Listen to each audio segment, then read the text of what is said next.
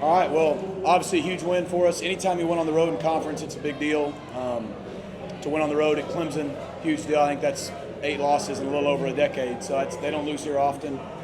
Really proud of our guys. I thought our defense played really well throughout, particularly in the first half. I mean, stop after stop, they kept giving us short field, and we were settling for field goals. And then obviously in the second half, first couple drives, we weren't great on offense until we finally broke through and scored a couple drives. And then, when we really needed it, with 6:44 to go, the offense put together probably the best drive of the year. When we really needed it, they had all the momentum. The crowd was into it. We didn't really need to give them the ball back, down only up 5. And I can't say enough, our quarterback's a stud. I mean, we've known it for 2.5 years. I think America kind of knows it, but for whatever reason, they've not wanted to act like it. He's a stud. He's as good as anybody out there, and he'll just keep proving everybody that that's the case. But excited to get a win. Dabo's, I look up to him. I appreciate the example he is for coaches like myself, what he's built here. And so I know tough for them, but it's a big win for us. How emotional was it watching Kevin battle through what he battled through today, injury-wise, and just everything? It wasn't emotional in the moment because you're in the moment. I wasn't surprised. He was hobbled pretty good in the first quarter, and I was kind of worried. Like, I didn't know if he was going to come back, really. And the next drive, sure enough, first play he rolls. He can't even roll right and sticks his foot in the ground, throws a touchdown 70 yards to Jordan Hudson. And I go, he can't move, and Derek Kings, but he can make that throw, So, and it got to where he could run straight ahead. He just couldn't go side to side, so that's why you saw him run downhill a little bit. We had to run him a little more than normal, and he didn't care. He didn't once say, hey, my ankle. He said, yeah, run me. Let's go. Let's win. And he just kept making big plays. Guys, the play he made to Matt Hibner for that touchdown, when they all out blitzed 7 people and we only had 5 to block them, it's as good of a throw and a catch as you'll see at any level of football in any situation. And then obviously the last drive, he just kept making play after play after play to put the game away for us, and everybody around him did a great job. Coach, normally you're talking about the offense starting fast, but it seems like today the defense started fast and helped the offense out. What can you say about their performance? They did. I mean, we stopped the run. 30 rushes for 35 for them, 28 for 139 for us. I mean, that's a really good defense, guys. I mean, it was hard to run. We were able to get some explosive plays on the perimeter. We had to stay patient, and the defense allowed us to because we never got behind. And I know we had the tip late, but for the most, we didn't turn the ball over. Like, we were able to play that way, and then, of course, the big play to Jordan kind of, I think, loosened everybody up. And our defense just kept getting stop after stop, and it allowed us offensively, even when it looked a little herky-jerky, we were able to play good team football. Obviously we want to do a little better at times in the second half on some drives, and we don't want to give up a 4th and 21. But we played pretty good team ball today, and I think that's why we got the win. Coach, how special was it to beat Clemson after what was kind of a heartbreaking loss in the ACC title game? Revenge wasn't a big deal to me. I mean, I know Kevin kind of said that at one time, but our guys, look, they're competitive. If it would have gone the other way, Clemson would have wanted to beat us. It's a big win because we're 3-0 in the league now, and we beat the team who's won 8 out of the last 10 times in this league at their home place, and it doesn't matter how or why we did it, and that's a big step for our program. Last year the game was a great game. I mean, we felt like the first quarter we dug a hole and really gifted them some things, and in the last 3 quarters we felt like we played really well, and we just came up short. This year we did a good job of not digging that hole, and I think that's why we were able to finish the job. With Villasana at quarterback instead of Klubnik, did that change the way your defense attacked this? I mean, a little, but because Cade's more of a runner.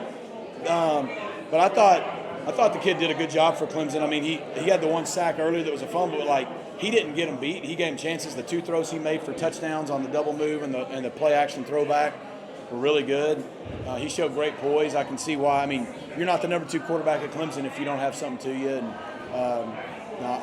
I know Cade. I hope he gets healthy for him because he's a great kid. But I think other than maybe some of the Q run game, but you see they still ran him. So it kind of looked like the same offense we prepared for, obviously just with a less experienced guy back there. Talk about starting fast, your revenge spot. How do you focus the team on playing passionate? Yep. Maybe less so on the emotional side. It came out. Yeah, we talked about 2 things. We didn't over-talk about needing to start fast because sometimes if you do that, you make guys kind of – so we didn't talk about it to them, but as a staff, we knew it was going to be a lot easier if we started faster, right? Like, you don't have to, but so getting up 7-0 and 13-7 and 16-7, like that was a big deal just because we were able to play complementary football with a lead instead of like last year coming from behind. All we talked about all week was believe. Just believe. Believe in yourself. Believe in each other, the guys around you.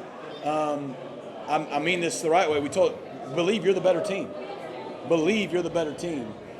There's so many powerful things you can do if you believe, but you got to believe it first. And it can't just be something you kind of like. You got to believe it. And I think the way our guys played, they believed it, and I think that helped.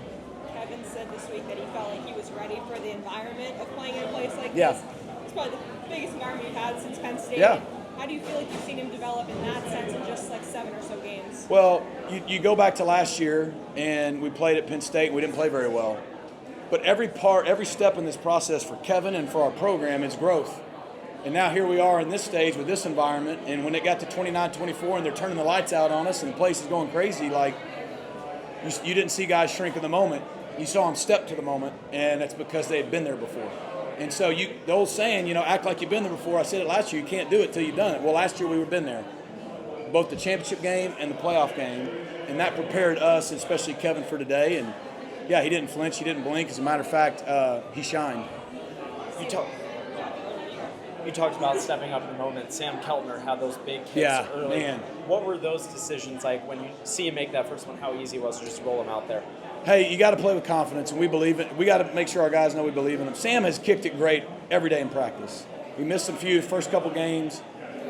You should have heard the guys chanting his name in the locker room just a minute ago. They were going crazy. But those first 2 kicks, I don't know what they were, 50, 52, like 49. Big kicks. And, I know we missed the extra point after the whatever, but, man, they were huge. They were huge because early on, we were settling for field goals, and they weren't easy ones. And he kept us with the lead and kept the momentum in our favor. And I think that's why we think he's going to be special. And also, just as big, he's kicking it out of the end zone every time, and we're not having to cover kicks. I don't know if it was an adjustment, but TJ, it was kind of tough sledding for him, but the speed, Chris Johnson, Derek McCall, those guys, getting them involved. And for Chris to add that touchdown at the end, what that meant to finish that way. Well, I think, one, our offensive staff deserves a ton of credit. They put a great game plan together. We're starting to know who we are. Look, TJ can pound at you downhill. That was going to be tough in this game. They got 3 NFL draft picks on their D-line. But we had to stay patient. But what it did, because they have to stop that and they play a ton of man, our offense was able to use Chris and McFall's speed on the perimeter, and we were able to get them matched up in space with linebackers and safeties. And you saw the plays both in the run and pass game they were able to make that were critical. And so I think it's just they were able to complement each other. It was kind of the plan coming in. We obviously played this team, but we played this DC at Penn State last year. Tons and tons of man. Their corners are really good. And so I know Jay Hudd had a big day, but that was, number 8, Terrell's, he's a first-round pick. And 23 is pretty good. And so we were having to get plays from the running backs and the tight ends. And it was just TJ complimenting with those guys. I think the adjustments would be, with like Rob Likens and Derek King and Casey Woods at halftime saying, hey, we're struggling, let's go to the stacks. And sure enough, 3rd and 10 for the game, we go to the stacks and we free Jordan up for the big catch. So that was an adjustment. Our guys deserve a lot of credit and the players for executing. No, you're good. Johnson's determination on that last run. And secondly, I was just curious, if he didn't get in, were you going to kick the field goal or what were you going to do there? Yeah, so it was weird. So we got the big play. They ran down to 2 minutes. They had 1 timeout. So we couldn't run it out. So we weren't, and we're at the 9, I think. So there's no benefit to like sliding and not scoring. So it worked out good. We scored on 3rd down, not 1st or 2nd, but we just told them don't run out of bounds. The worst thing that happens is we got to kick this field goal, give them about 25 seconds at 8, right? Because if Chris didn't get in, we were going to run it all the way down, take a delay game, back up, kick the field goal, hopefully go up 8 with about 25 seconds. But we told them to score.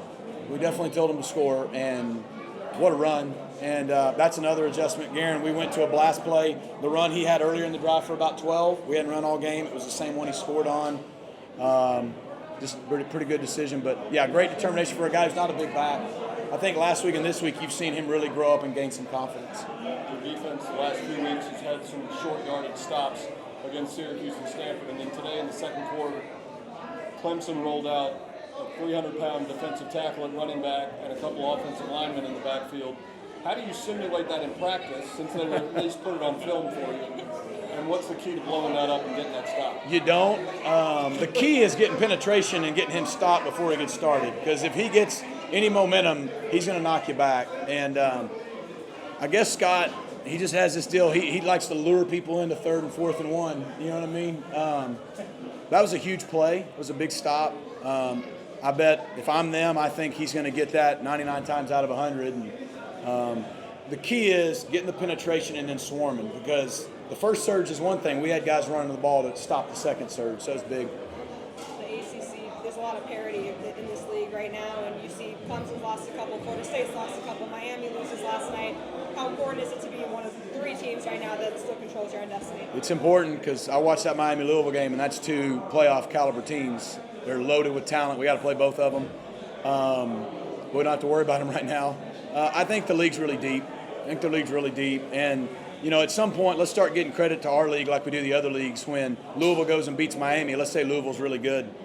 You know, not Miami's not. Miami's really freaking good. Miami's national championship good. Louisville's playoff good. And you see what Georgia Tech's doing. Duke was undefeated till today. I don't know what's happening with Virginia.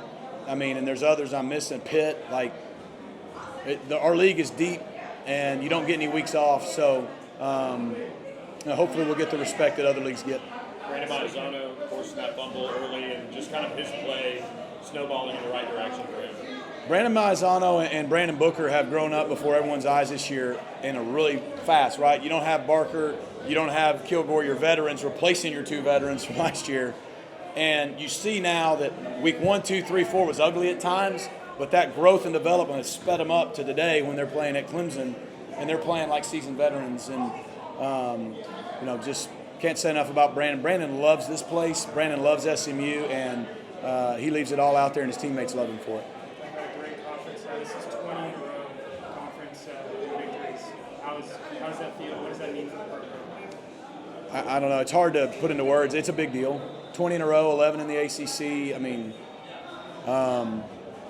you know, just a lot of great players over the last 2.5 years have won a lot of tough games like that one to do that. So I think it should tell the whole world that we belong and we're here to stay. Now, we got a lot of work to do to get the program where we want it to be, but, I mean, I don't care what league you're in, 20 in a row is pretty hard, and 11 of them being in the ACC. We don't take it for granted because at Wake next week, that's a top 5 defense with a big-time running back, and they're 4-2, had a week off. I'm sure we're physically beat up from this, so if we want it to go to 21, we're going to have a really good week of prep. Earlier in the season, you said the team was still working to find their identity. What would you say that is? Yeah, I think this identity of this team is that they're super tough and they play really hard. And I think, you know, you saw week 2 and week 4, we didn't finish in the 4th quarter, and it wasn't fun, you know. But this team had to learn how to finish. In the last 2 weeks, we finished, maybe not pretty, but we finished for a moment like today. Went on the road, and we're 4th and 21 away from finishing a lot more, you know, easier. But hey, that's football. And then the offense, we had a chance to do that in Baylor, and we didn't. We go 6 minutes, score, put the game away. Don't put our defense back in that position, who'd played so well all day. So we've accomplished that part that should help us with the growth. But this group, I think today you saw them really come together. Over the last 2 weeks, I felt them really, you know, they've always liked each other. There's one thing to like each other and another thing to play together and for each other. And I think you saw them playing together for each other. The way they celebrated with each other was really fun to see. Thank you. All right, thanks.